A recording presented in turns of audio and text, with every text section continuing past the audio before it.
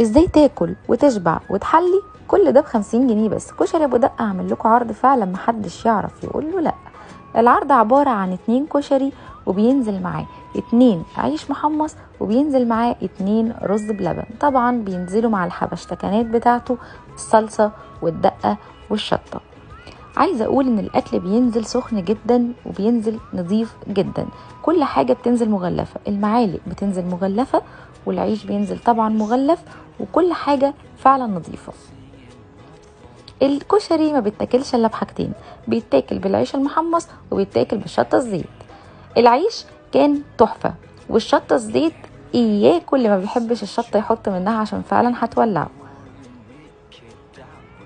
وطبعا علشان نبرد اللي احنا عملناه ده قلنا بقى ندوق الرز بلبن، والرز بلبن كان حلو قوي. عايزه اقول لكم ان كشري ابو دقه ما عندوش كشري بس، ده بيعمل كشري بالفراخ وبيعمل كشري باللحمه.